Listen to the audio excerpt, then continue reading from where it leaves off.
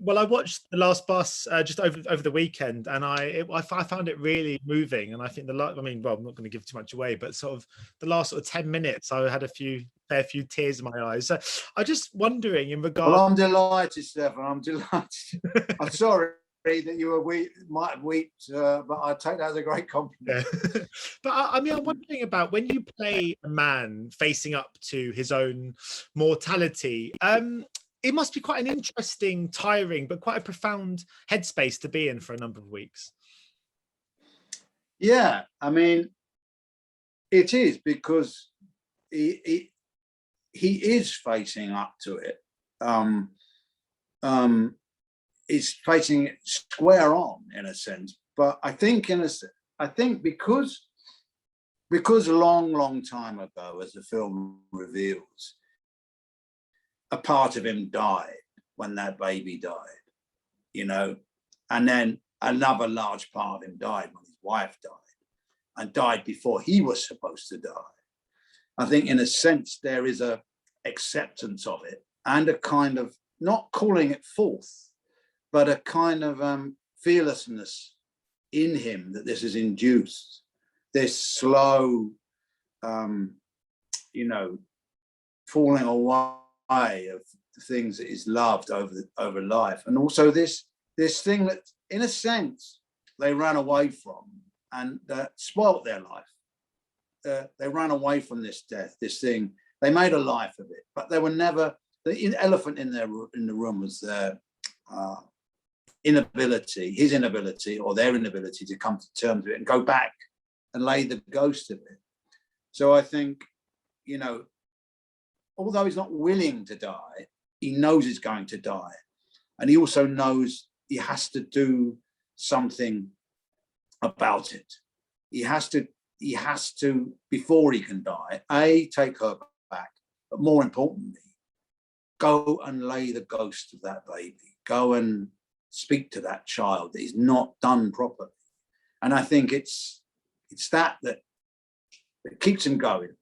It's an acceptance of it, because in a sense he's already dead, you know, in a lot of his emotions. It's been, you know, he's a very positive man as well. But also what he doesn't expect is how his eyes are open to a certain degree, and how he's dying, but he's introduced to life again in its vicissitudes, and sometimes in its shitty side, but often in its really lovely, simple side, and how he has something to offer still, in a way. I think because he doesn't advertise he's dying or ill, but I think he's able to be brave, in instance, when he's able to comfort the girl who he sees as just left his heart broken because her girlfriend or whatever, they're parting. You know, this loveliness, this sweetness, kindness that he gets from this family that find him. You know, at first he's annoyed. He doesn't want to be found. It's almost like he doesn't want to be taken care of, you know. But he is, and I think in a sense he's dying, but he comes back to life in the process of it. And I think that's what makes this thing more, you know, in a sense, simply more about death. It's about somebody who is getting a snapshot of the nation, the country that they're from, and seeing now what it's like now. He goes back on a trip down memory lane, which he's constantly searching for, but he encounters the world as it is now. Yeah, I mean, talking of going on a trip down memory lane, I obviously much some of this story is told via flashbacks, but are you much of a nostalgic person? Are you someone that sort of likes to look back? Yeah, I think you do, as you get older, look back. I mean, the alarming thing is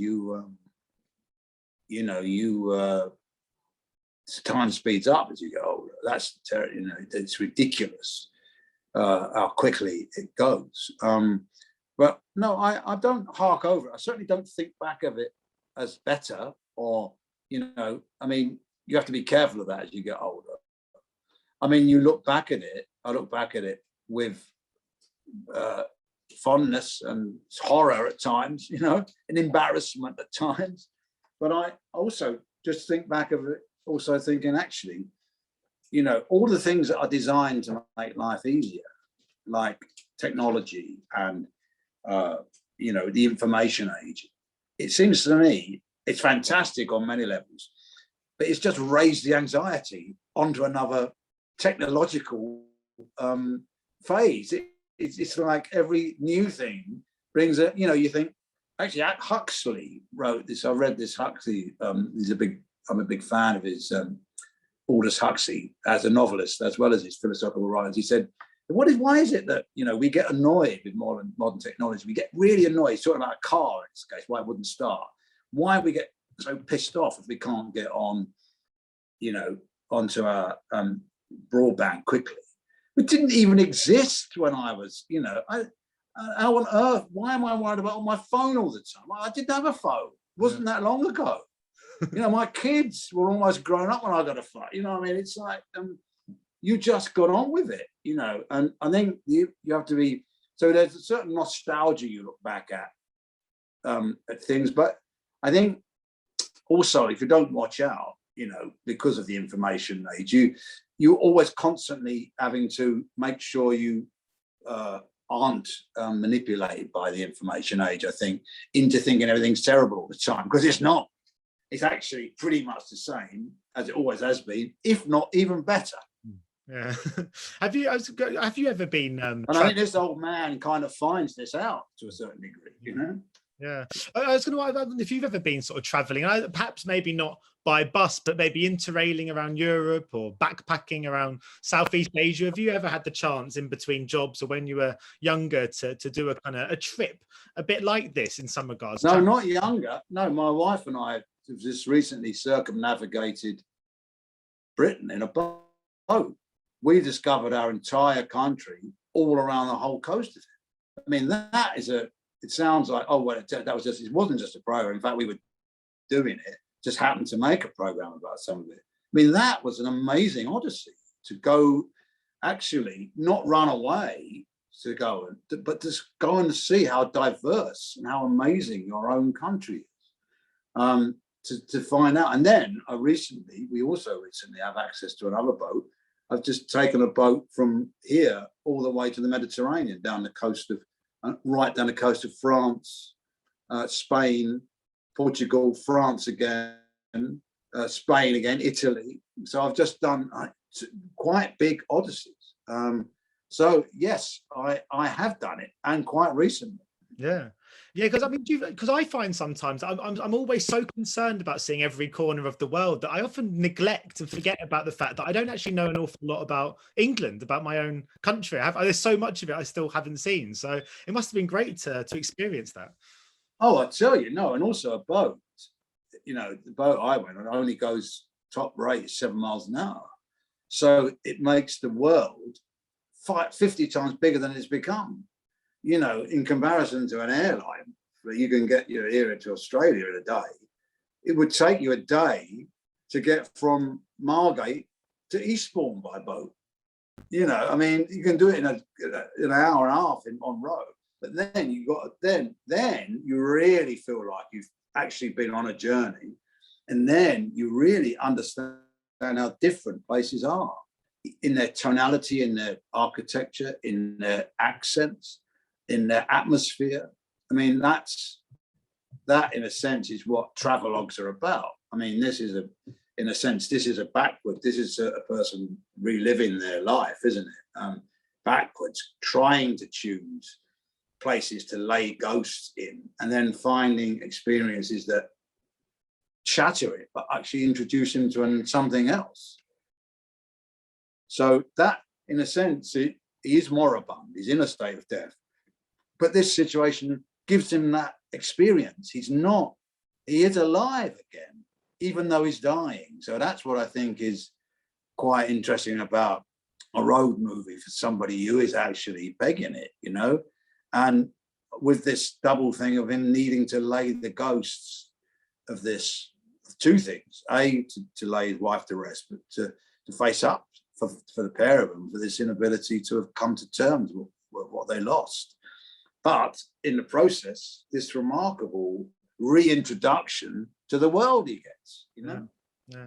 So I've only got time really for one more question. I was going to ask you about what goes in now to picking roles and picking projects. I guess there's a stage of any actor's career where where there's a balance between exposure and what's going to challenge you, between artistry and between paycheck. But when you're as experienced as yourself and you've been there and done it and tried such a myriad of genres and types of film, so does the process of how you choose projects change? Does it become more about the story being told or the potential experience you might have making it, or has it always been like that for you? Well, it's all a combination of all those things. Yeah, I mean, what is a recent development is I'm not pressurized. I can be choosy, so I can go, actually, that's all right, but no, I think I might have done that before, or it's not a central enough role, or the role isn't challenging enough, or the piece, I don't think, it's about that. It's always about the script and the role, as to whether I find intriguing or frightening sometimes. If something, I read it and go, Jesus, are they sure? Or do they mean me? How am I going to make this work? How am I going to be able to find out how this person walks, talks, and behaves? A, and B, what are they like underneath? What are they? What makes them the way they are? And it's all that. And the script is paramount to me. It has to be, if it's honest, or even if it's entertainment, even if it's a piece of fun, nonsense. I mean, if it's honest and it's got its intentions are good, I think I always consider it. But nowadays I've got, not always, but I've found myself playing much more the central role. It's taken me 40 odd years to get to do that predominantly now. It also means I can now, I don't always have to do that, but I have always got my eye. I've just become, funny enough, as an older actor, a leading character actor now. So that's interesting. That's not just about come under the general heading of can I have a big part, please? It means that you're able to be more layered and more subtle in what you do with roles. You don't have to come in bringing them in all the time. You can investigate an entire journey through a storyline rather than snippets of it. That doesn't mean I don't still do that. I do. And again, that it's got to be the script and the story and the value of it. And that doesn't mean it has to be serious. In fact, sometimes the sillier the better. Yeah. Well, I'm looking forward to seeing you work with Pablo Larraín. That's one that hopefully I'll get to speak to you about that one. Oh yeah. I believe that's just been announced. I think Venice has just been announced. Yeah, hasn't it? Can't wait to see it, and maybe we'll catch up again for that one. It's very, very interesting. Even though I say so myself. Yeah. He's a great. That's all I'm allowed to say. Brilliant. Well, thank you so much, Timothy, for speaking to me again, and hopefully, I'm sure we'll catch up again. Well, I'm sure I'll see you again, mate. Yeah. All right. All the best. Cheers. All right. Bye. Ladies and gentlemen, you're watching Hey You Guys. Hey You Guys, huh? Hey You Guys. Is that from the Goonies? It is indeed, yes. Nice. Hey You Guys!